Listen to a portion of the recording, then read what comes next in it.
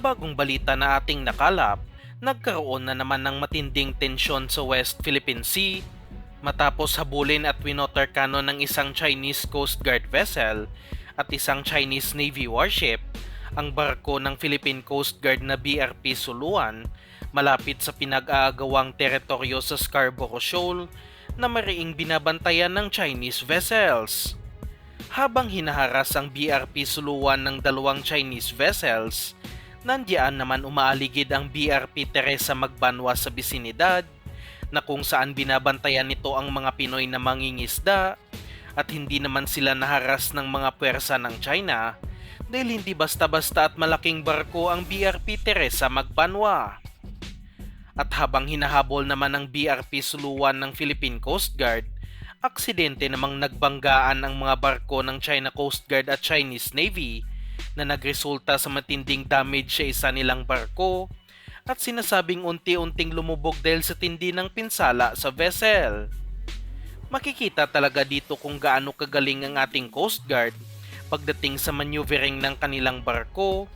at matapos ang banggaan ay nagpahayag din sila ng pag-rescue sa mga Chinese personnel sa nasabing barko na tumamo ng malaking pinsala, ngunit hindi natin alam kung tinanggap nila ang tulong na ito ng Pilipinas. At sa mga pagkakataong ito, dapat na talagang mas paigtingin pa ng Pilipinas ang patrol missions nito dahil hindi kakayanin lamang ng mga Parola-class patrol vessels tulad ng BRP Suluan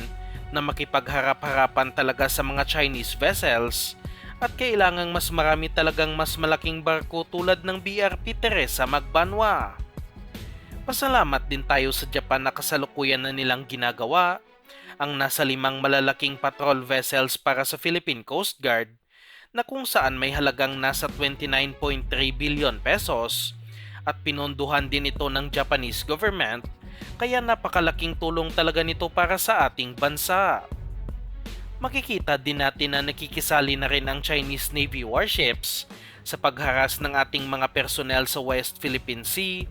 kaya nararapat na lang din naman siguro na mag-deploy na rin ang ating Philippine Navy ng kanila ding mga warships bilang mensahe na rin sa China na hindi papatalo ang Pilipinas. Dito na dapat masubukan ang bagong biling BRP Miguel Malvar ng Philippine Navy na kung saan isa itong tinatawag na guided missile frigate at kasalukuyang pinakamalakas na warship ng ating bansa at dapat na magamit na talaga ito sa pagpapatrolya sa West Philippine Sea. Paparating pa ang sister warship nito na BRP Diego Silang ngayong taon rin at nakatakda pang dagdagan ito ng 2 sa bagong proyekto ng Philippine Navy at sana'y mas mabilisan pa ang pagtapos sa mga proyektong ito dahil kailangan na ito ng ating bansa. Ayon sa impormasyon na ating nakalap, mas malaking bersyon ang planong gagawing warship ng Hyundai ng South Korea na kung saan inaasahan din na mas maraming armas at mas advance ang mga radars at subsystems dahil na rin nasa 43 billion pesos ang budget para sa bagong warships na ito. At pagbalik sa nangyari sa West Philippine Sea, maswerte din na hindi tinamaan ang ating Coast Guard vessel at umpisa pa lang ito ng mas agresibong galaw ng China at dapat paghandaan talaga ito ng ating bansa sa pamamagitan ng pag-acquire ng panibagong mga defense assets upang ipakita na hindi aatras ang Pilipinas.